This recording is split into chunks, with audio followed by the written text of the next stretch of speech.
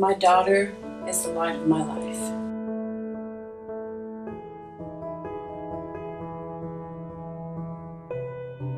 Her story began like any other day. I had been working all day. At the time, I worked at a local restaurant that's no longer in business. I had worked 12 hours. At the end of the day, my boss realized it had been my birthday. He got us all together and said, let's go out for drinks. I'm a recovered alcoholic, so I don't drink. When I reminded him of that, he was like, oh. And then I felt the peer pressure of the people around me because he was willing to fit the bill for everything. So I decided I would go and be the designated driver. So we went out. Everybody had a few drinks. We did dancing. It was actually really fun. I had a really good time. Everybody else decided they wanted to go to an after-hours club, one that stays open until 4 a.m.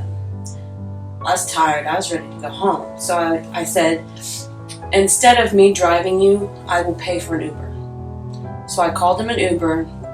Uber showed up. They all left. I went to pay what little tab I had because I got food there as well. And while paying my tab, a gentleman slipped something into my drink. The last thing I remember was walking out of the place we were at, looking at the curb and starting to feel dizzy.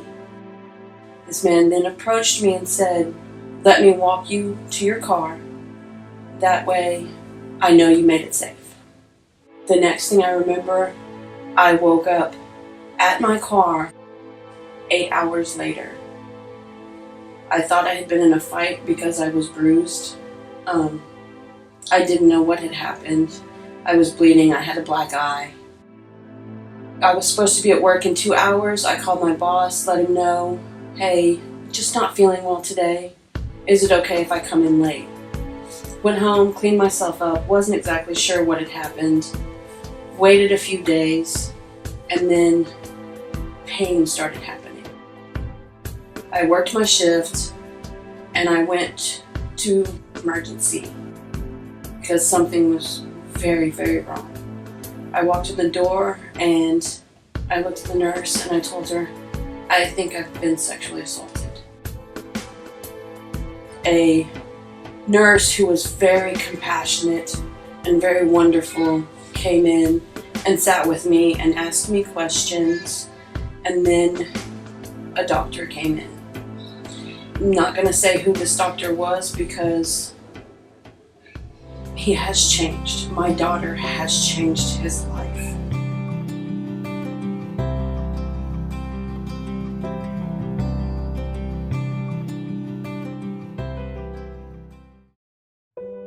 But he came in and he told me because I thought I had been sexually assaulted, he wanted to call the police and have a police officer there. So I said, okay, if that's what's necessary to be done. I then was told I had to have a rape kit done. For me, that was worse. And I understand they needed to collect evidence. And they needed to see what was wrong. But this is something that needs to change. Because in that moment, I felt more violated. Because they have to take pictures. And they have to do exams. And as a woman who was sexually assaulted, I was in the most vulnerable spot in my entire life. And that was horrible. And then I did a pregnancy test. And the nurse told me the pregnancy test was negative. And then the police officer asked me to go downstairs for an interview to basically find out if I wanted to file charges, get a description of the vehicle, a description of the man. Representative for SARC, which is a program that helps women who have been sexually assaulted, showed up, and she was sitting with me, and she was going over counselors that would help counsel me through this at no charge. And about midway through, the doctor came in and they had done some blood work to see if I had contracted any STDs, and I had not. And about the time they were ready to let me go, the nurse that had been upstairs with me came back into the room, and this woman looked like she had seen a ghost. And she asked the doctor to step outside. And then the doctor came in probably about 3 minutes later. He as well had a look on his face where I was in fear for my life. I thought something was so terribly, terribly wrong. And he told me that the pregnancy test took a while, but it came back positive. And that's when this man, me, vulnerable, terrified, said, "We can take care of this. We can take care of this tonight. We can give you a pill, and you come back tomorrow, and we can take care of this."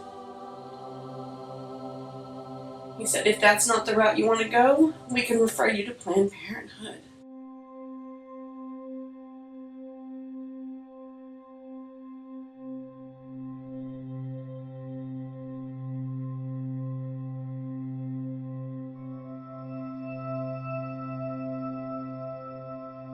And once that doctor told me about Planned Parenthood, my face was in my hands and I was in tears. I was scared.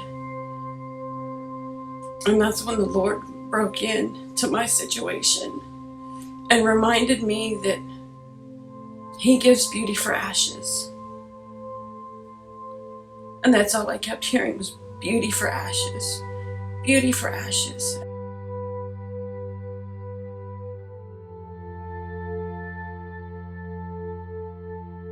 And I felt just this overwhelming, everything's gonna be okay.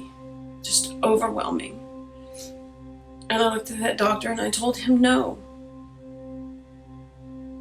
And he did everything in his power to try to talk me into an abortion. I know I am a strong individual, and I know this was something I can handle. But there are women out there who are not strong. And if that is the only option they're given, that's the option they're going to take. So that's one thing that absolutely needs to change.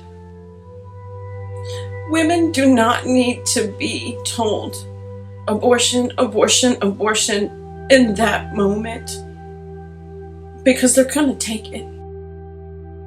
My daughter was knit in my womb by God.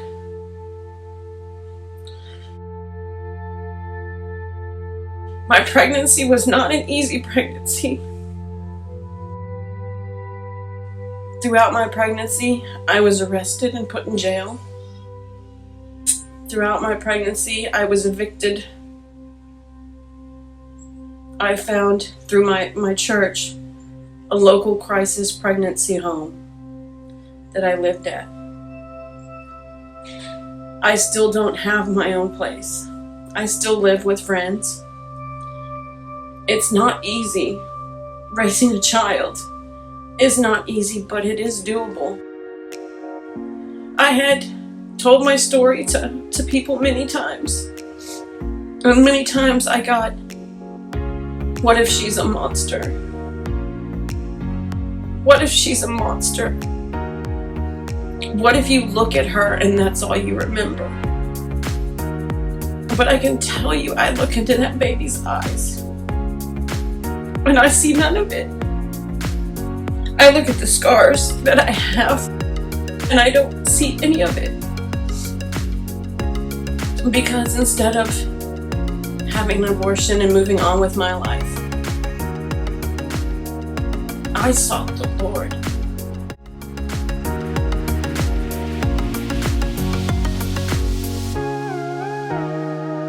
Shortly after my daughter turned 1,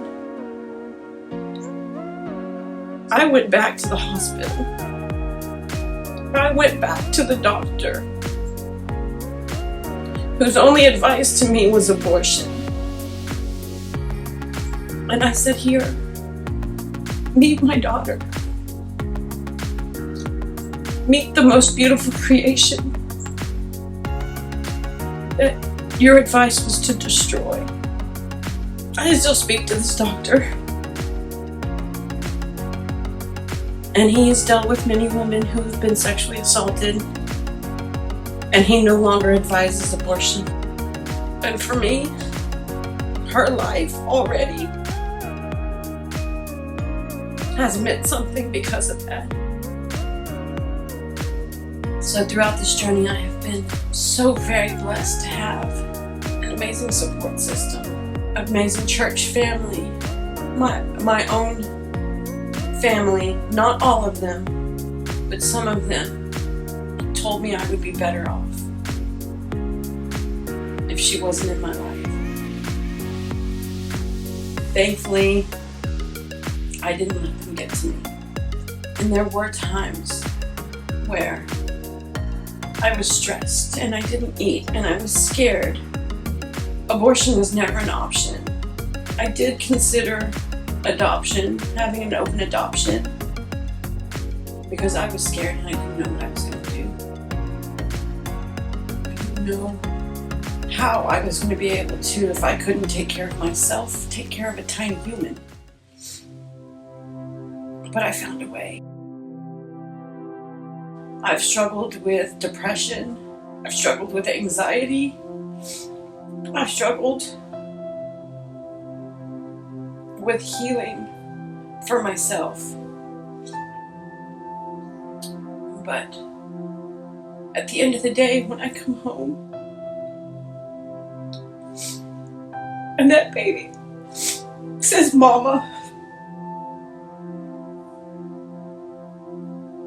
and she gives me a hug, the world disappears. Everything bad disappears. She makes my life worth living.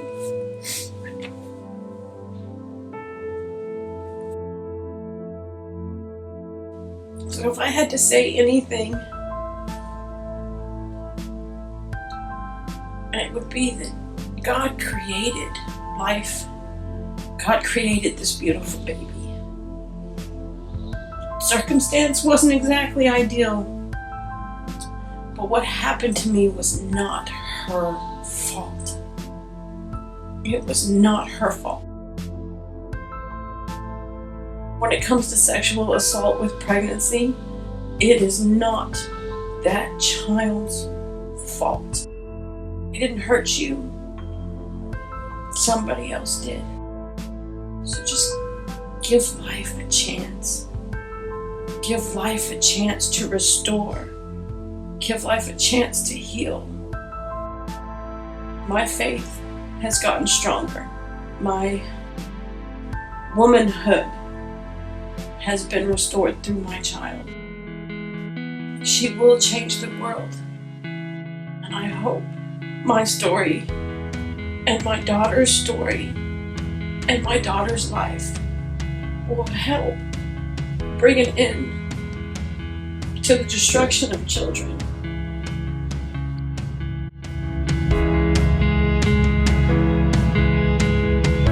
Mommy! Come here, sugar.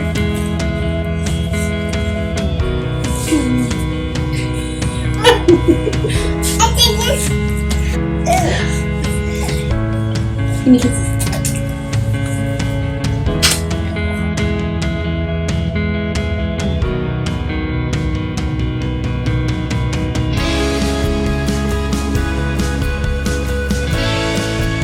Hey, I sure hope you liked this video. If you did, give it a thumbs up and don't forget to subscribe.